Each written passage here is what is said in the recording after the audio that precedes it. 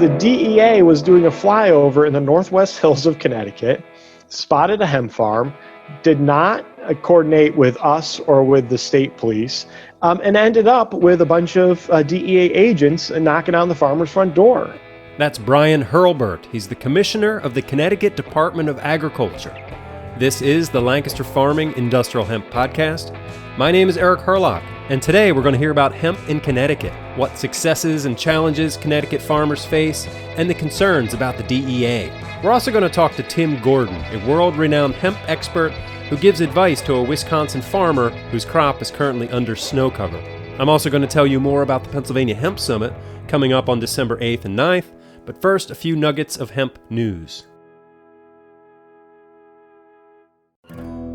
Hemp Industry Daily is reporting that New York State has just published rules for selling hemp extracts in food and drinks. The story says New York's State Health Department has released regulations for making and selling hemp extracts in food, drinks, vapes, and cosmetics. The regulations released Monday put New York alongside other states setting their own standards for edible CBD, flouting federal health guidance that the extract can't go in food.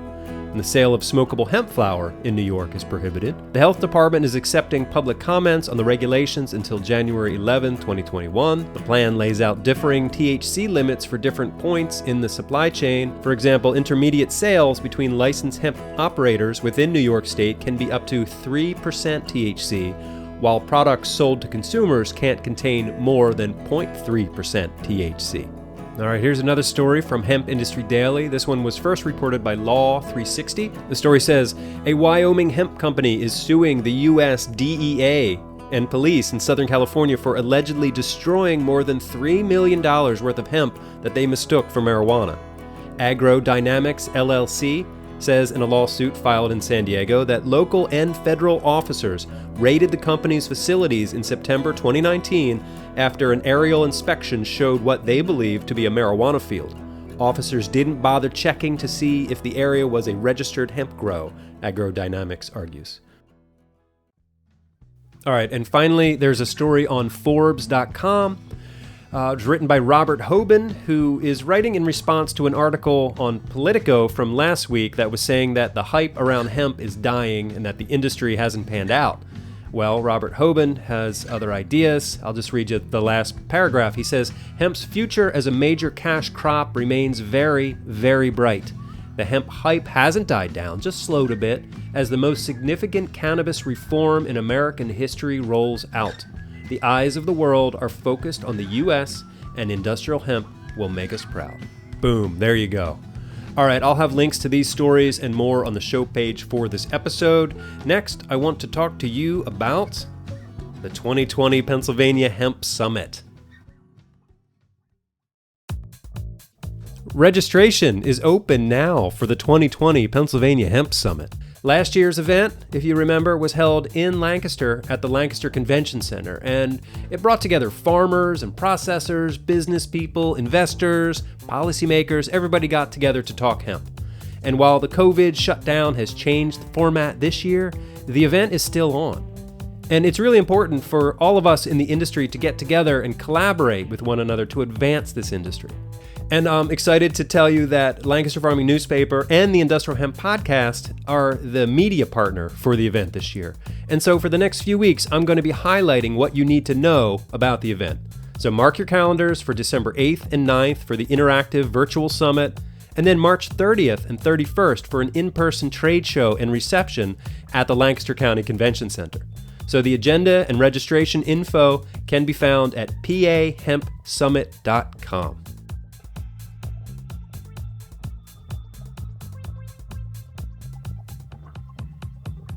Okay, moving on. This past Saturday, I got a voicemail from a grower in Wisconsin. I have some questions for you about the drying of the hemp. Kind of in a real bind here right now.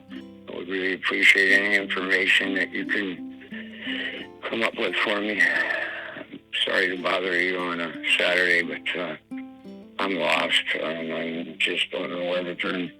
So I called him back and I got the story, and So he's growing in Wisconsin. He's got about 7,000 plants growing for CBD, and he was really psyched about it because his early tests looked like it was like 13-14% CBD, really low THC. And so he's waiting for the state of Wisconsin to approve his crop so he can harvest it.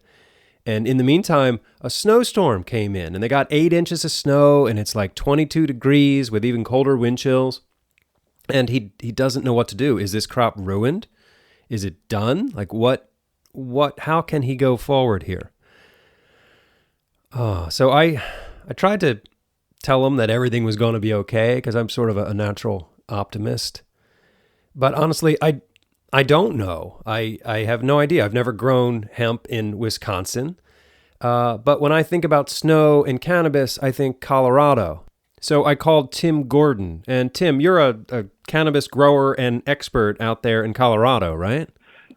Yeah, I've been doing it a long time. I've been growing cannabis at scale for many years. I've been researching the plant and advocating for the plant for 2 decades plus. So what can I tell this grower? Is his crop a total loss?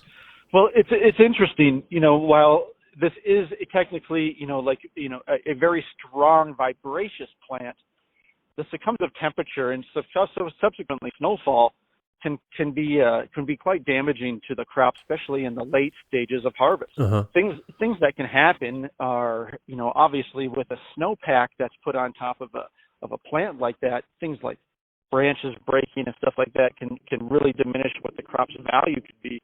Mm-hmm. And subsequently, things like plant tissue damage from the extreme cold. This is where things are going to get really bad for a farmer. Necrotic damage leading to plant death, where basically the tissue freezes and it dies a slow death. Ooh. The other thing that can happen is really play on the bottom line of a cannabinoid farmer is when those temperatures dip into the 20s, like you mentioned there, trichomes can actually become very, very rigid, freeze, and start breaking off. And when that happens, because of the snow on top of there, man, your money is falling off of the plant. So between the trichomes, the potential for necrotic death, man, it's just really tough when you get a snowfall and subsequent low temperatures like that. Yeah. So what would you recommend he do? Is it a total loss? Should he leave it in the field, or should he try to harvest it? Well, if he has the possibility to get it out, there is a chance for monetizing the harvest still, believe it or not. Even though the plant tissue is damaged, et cetera, there are processors that can take that plant material and turn it into an isolate form. So basically, they can find the cannabinoids that are left, isolate the CBD, and release revenue back to the farmer. Again, there's going to be a cost to do all this, but not all is lost in that respect, and there is a potential for some revenue return. Okay, so that's a little bit of good news. He was also concerned that the cold and snow would start to diminish the CBD content in the flowers. Is that something he needs to worry about too? Well, cold, et cetera, won't stop the THC or the CBD content this late in harvest. Basically, you won't diminish it unless we have those subsequent cool nights that I talked about, and you can cause that plant to really get damaged and lose its structural integrity, call it. But cold weathers usually don't influence the cannabinoid content. They often influence the terpenes and pigments, the chlorophylls of the plant. Usually by the 6th to 8th week of a cannabis's plant life cycle outdoor, it is reaching its maximum potential. And it's at their point getting ready for its end of life and either seeding or just going to death. Yeah, and then so the other issue is that he doesn't have a lot of labor help. He's got like 7,000 plants, but it's only him and like a helper, and he just doesn't think he can get it out of the field in time before the temperatures go back up into the 40s.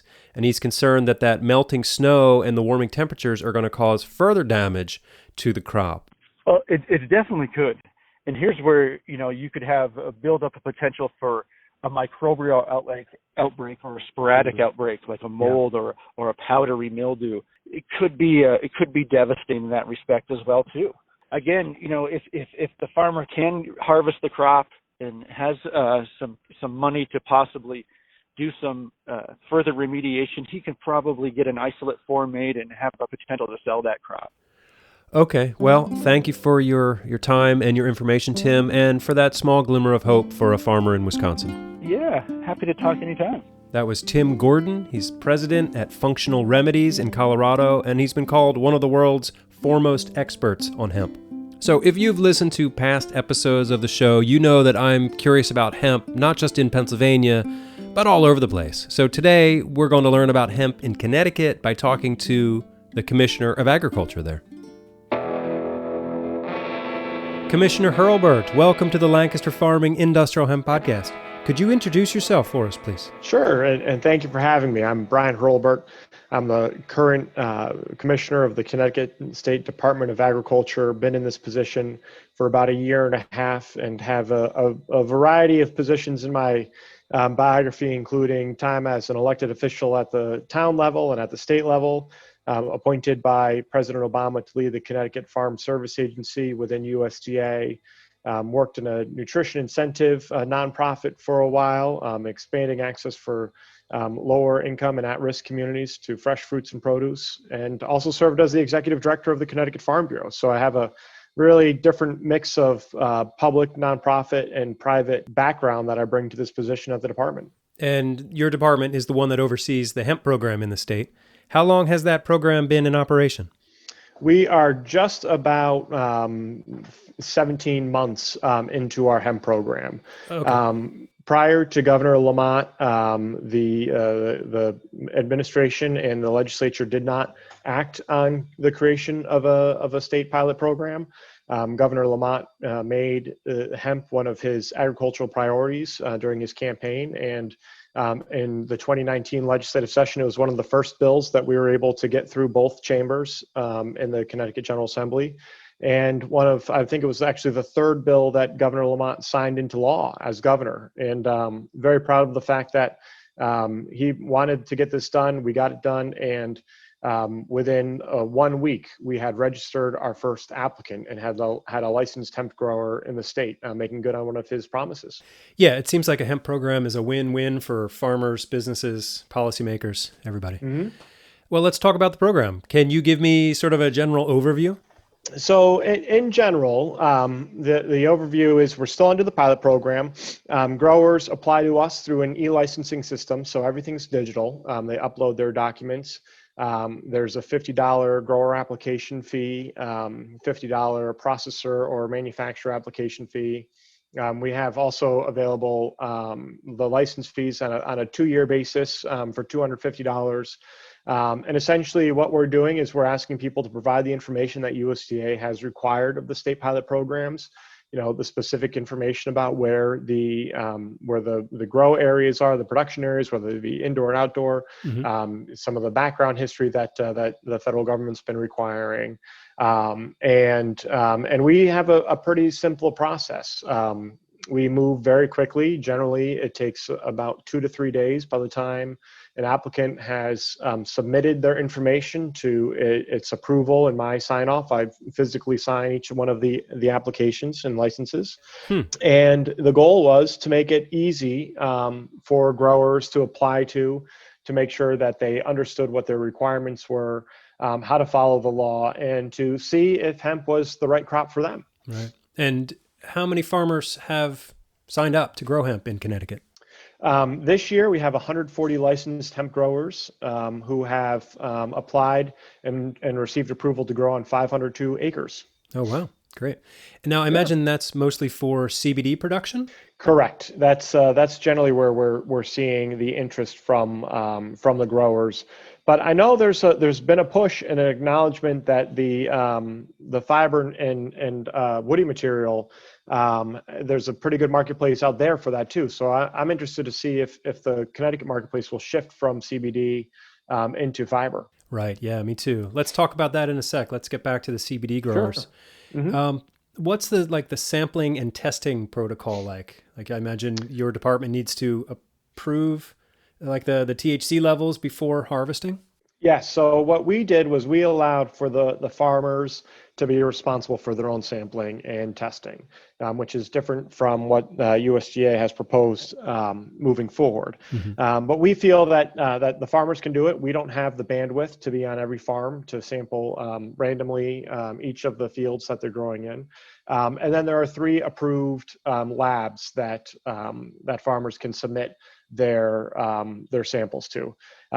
When they receive their test results, we receive a copy of it, and then if they are within the THC limits, we can approve them right then and there, and we try to do that on a same-day basis, again, to make this feasible for our growers and understand that they have a limited window to capture that hemp in.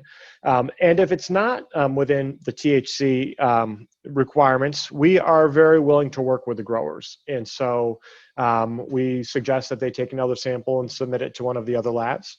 We offer them the opportunity to do mitigation and get some additional samples and retest it. The goal is that we don't want to catch somebody at 0.4 THC because of a poor sample and have them knock out their entire crop. We want them to be within the law, understand that the testing protocols vary a little bit and that the results vary a little bit, and give them the best shot to harvest that crop in a legal way. Right, great. Yeah, to me, it doesn't seem like farmers should be too much on the hook for the THC levels. It's what the plant produces. Yeah. But that's a different conversation for another time. So can you talk about any like successes or some of the challenges that your growers or your program faced this year? Well, a success and a challenge together will be just standing up the program and then getting it off the ground and running, and then having the tremendous response that we've had. That there was for a new program to go from 0 to 140 licensed growers, creating testing programs, creating a system, the communication and outreach effort that went into it. We over the course of the summer in 2019, we did 5 outreach events across the state, working with the Connecticut Agricultural Experiment Station, the Connecticut Farm Bureau, the Connecticut Hemp Industry Association, the University of Connecticut Extension, and we did outreach events across the state to help educate potential growers about what the program requirements were, answer their questions, and really help them understand what we were looking for and how they could be in compliance. Okay. And then the challenge is, getting all of that to work together in a way that is successful. Sure. And I think we've done a pretty good job on it. This year, we're going to do another couple of outreach events, given the Connecticut legislature and the governor have signed a revision to our state plan to be in compliance with the USDA interim final rules, so that we can formally apply for a full-blown state plan in the near future. Right, good. So the farmers that you were reaching out to, sort of last year and even this year, are they new to agriculture, or are they, current farmers just in a different crop, or what? Is there any way you can sort of, give me a snapshot of who is growing hemp in Connecticut? It was one of the outcomes of those meetings that we held, the outreach events that we held across the state, was that we had a lot of interested parties there. And so a lot of folks who weren't farmers showing up to see if this was an opportunity for them. We had a number of, investment type folks show up. And one of the nice things about doing these outreach events in person, when you could do outreach events in person back in the day, was that there's the socialization factor. Sure. We could dedicate a half an hour for people to chat and connect at the end of the event, or people would hang out in the parking lots at the extension offices across the state. And you could see, the business development people talking to the farmers, trying to figure out, what was their role in this.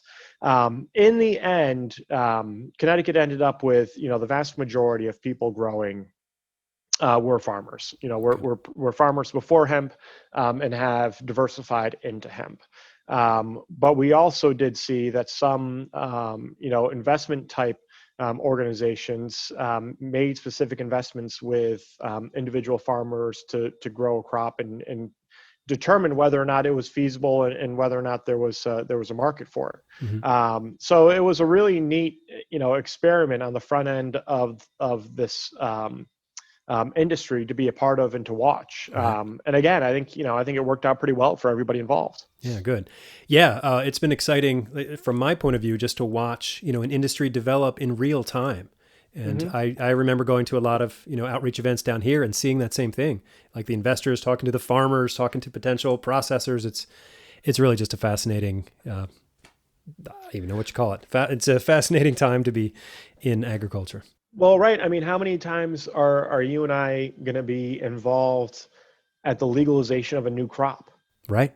Right. I mean, I could Probably probably never say again. almost never again. Right. Yep, I mean, yep. it's, so you have to kind of appreciate what's happening there. And one of the things that was really important to me was to create that space for all of that stuff to happen, that networking, the socialization, the probing and the interest, because that's what's going to put together a strong industry on the end of this. If we try to keep everything really siloed and separate, we weren't going to get that holistic approach that we were aiming for. Right. And that was the approach we took into the development of the program.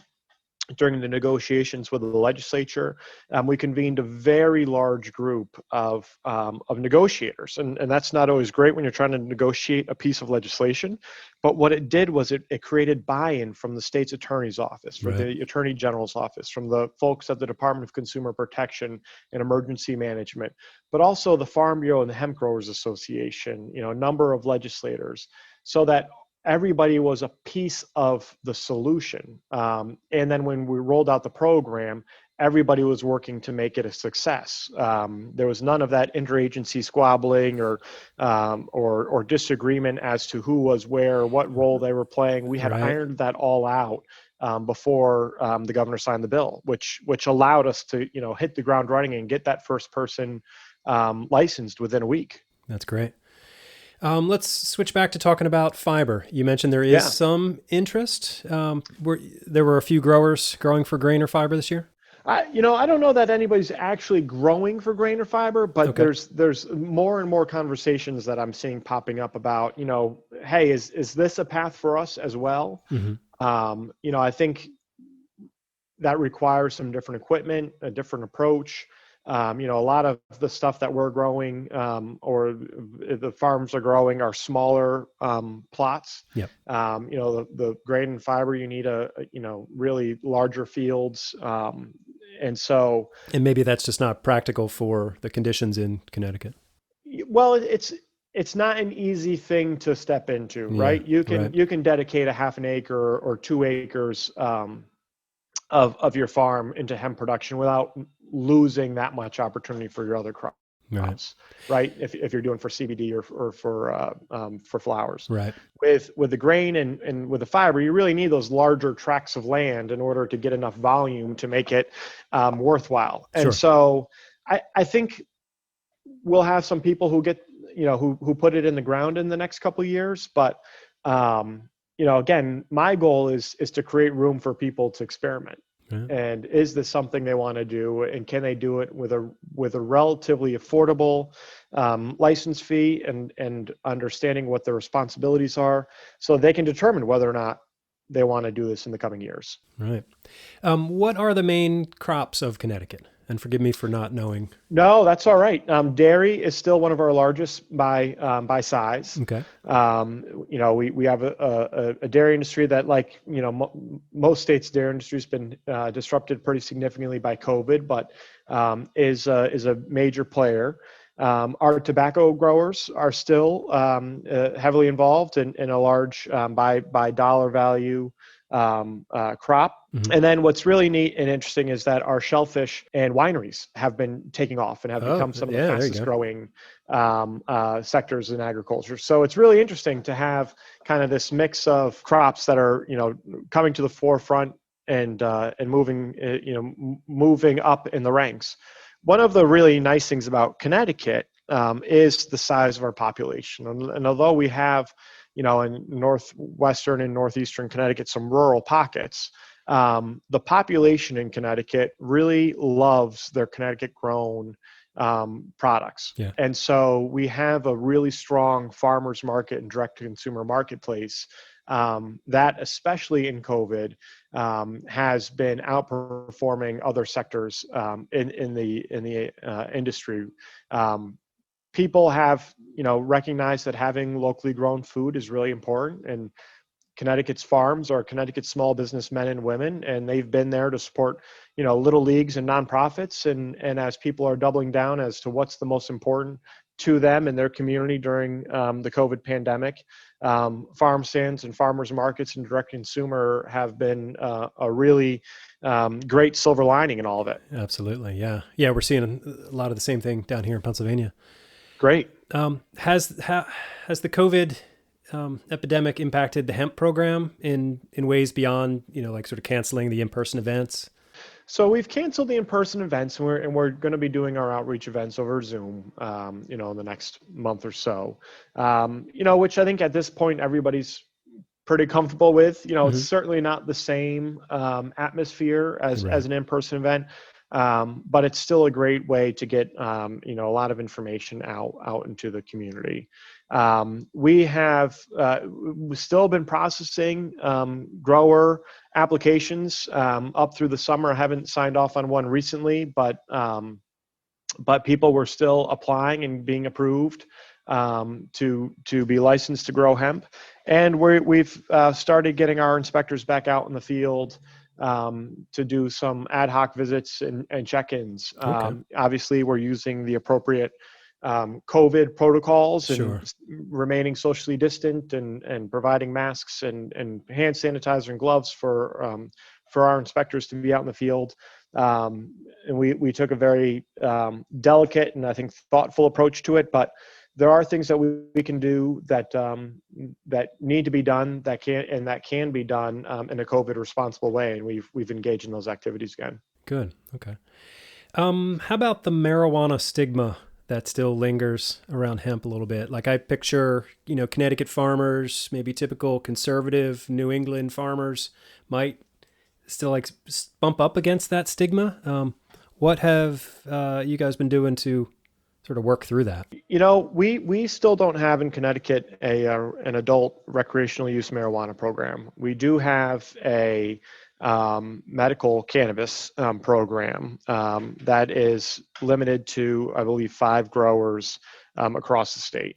It's really interesting. There's, I would say the majority of hemp growers have no interest in growing marijuana, but there is certainly a loud community of folks that would like to be able to grow marijuana. And so, my goal again is to make space for it to happen. If the legislature is going to move on a legal marijuana, adult recreational use marijuana program, it's my goal that we could make room for Connecticut farmers who have been working the land in many cases for many generations to participate in that program, which means you've got to have an ease of access.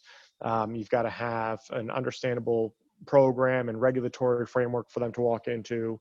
And you've got to protect the hemp growers and the marijuana growers from each other so that you're not cross-pollinating and creating a mess of both programs. Yeah. So you're right on the border of Massachusetts, and they do have an adult recreational program. And down here in Pennsylvania, our governor and lieutenant governor are really pushing a rec program, mostly because New Jersey is going to vote on legalization next week. And so they're concerned that there's just tax dollars that are going to be flowing out of state. Do you see something like that on your northern border with Massachusetts? Yes. And our governor's looking at a rec program here in the state as well. And that's, one of the reasons is, New Jersey, I believe New York has it under consideration. You guys in Pennsylvania have it under consideration. And so what we've seen, I think we've seen, is that adult use recreational marijuana programs can be done safely, can balance the public health and public safety interests that everybody would like them to. Mm-hmm. And so if your neighbor's going to have it, you're essentially, losing that revenue. And I'm sure that there are a lot of Connecticut residents who are driving up there to purchase their marijuana. I haven't been to one of the dispensaries. I don't know how many Connecticut license plates are in those parking lots, but I think it's something we should explore. Yeah. Okay. What else would you like to tell me about the hemp program in Connecticut, or anything about Connecticut agriculture? One of the things that we've been pretty active on here and is dealing with the USDA and the challenges that the interim final rules have presented, and then kind of that continuing that conversation with them. Back about just under a year ago, I signed onto a letter with the entire congressional delegation to USDA with some of the challenges that we saw. And I think it was probably the first time that the entire Connecticut House and Senate federal delegation signed a letter with the Commissioner of Agriculture explaining our challenges. And it showed that the importance from, across the state and federal governments to make sure that we're doing something in a way that's feasible, easy to use, easy to follow, and remains a positive opportunity for our growers.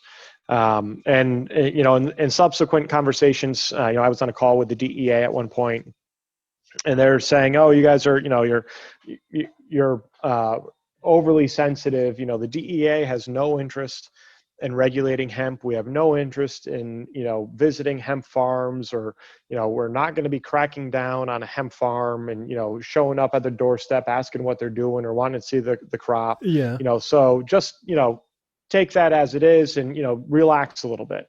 And I said, well, one, you have the opportunity to, regardless of what your intent is or isn't, and that creates fear in the growers, right? Because they don't know that you're not going to do it. And secondly, that's not a great example to use, especially when you're talking to the Connecticut Department of Agriculture, because the DEA was doing a flyover in the Northwest Hills of Connecticut, spotted a hemp farm, did not coordinate with us or with the state police, and ended up with a bunch of DEA agents knocking on the farmer's front door, with the threat that, he was growing marijuana and that they were going to, destroy his crop.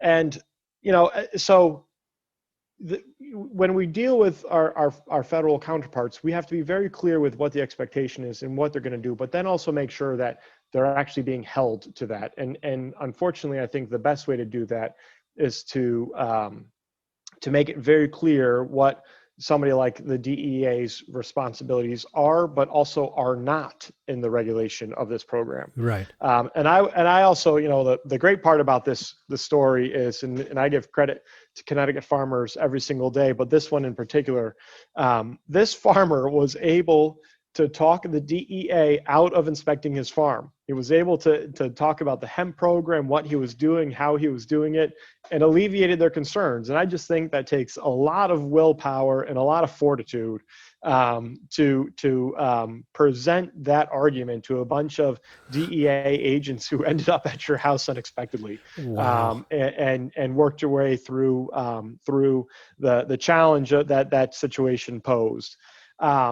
But these are the things that we need to have really crystal clear moving forward in a hemp program. We need to have everybody understand what the USDA requirements are, what the other federal agencies' responsibilities are. And that, again, not only includes what they can do, but what they cannot do, right? To make sure that we set this industry up properly. I've said this a couple times today. Our role in here is to make space for the legal growing, cultivation, harvesting, and sale of hemp. And so we need the growers to feel comfortable through that entire process in order for this marketplace to get set up.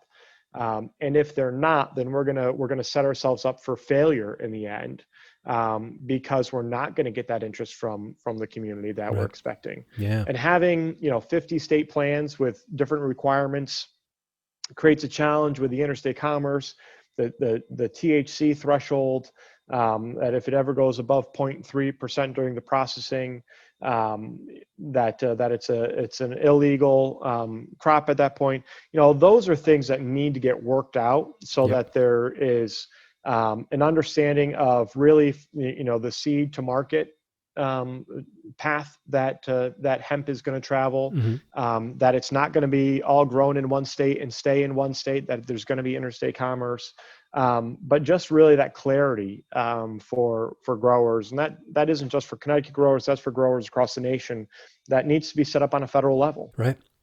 Getting back to the DEA story at the farm, they could have just called your office, right, and like checked out the coordinates with your list of permits, and just that could have been avoided, right? They could have called the office. We involved the state police in the entire discussion and made them aware that hemp looks like marijuana. It's going to be out there.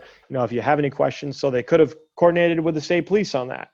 There were a lot of ways that we could have managed this that would have avoided, that situation that weren't taken advantage of. We're all better now because we all understand what might happen and what the resources are. But, that could have been a really hard lesson for a legal licensed grower to have learned, or been the experiment on.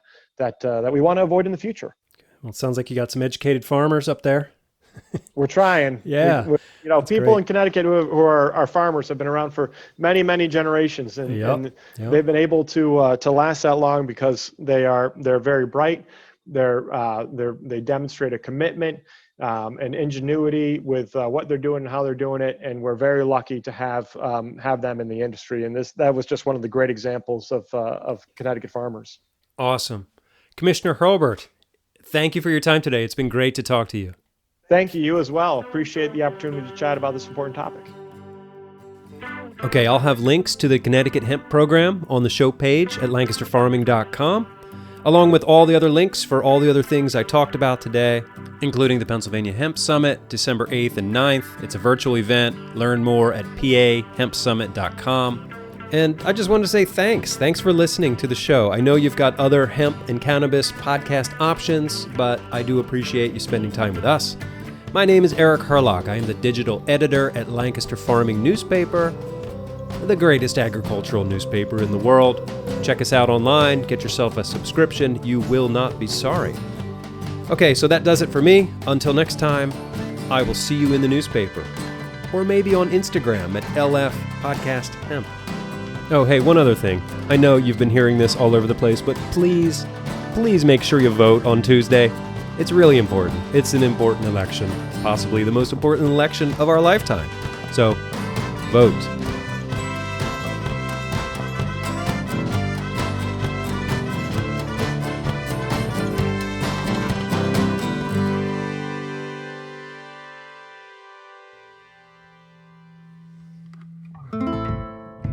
Episode 106 of the Lancaster Farming Industrial Hemp Podcast is copyright 2020 by Lancaster Farming Newspaper, which is part of the Steinman Communications family.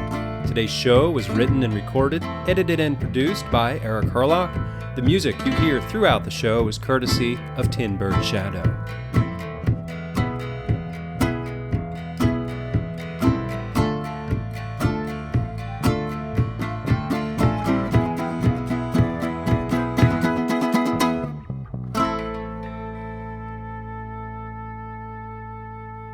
Industrial hemp.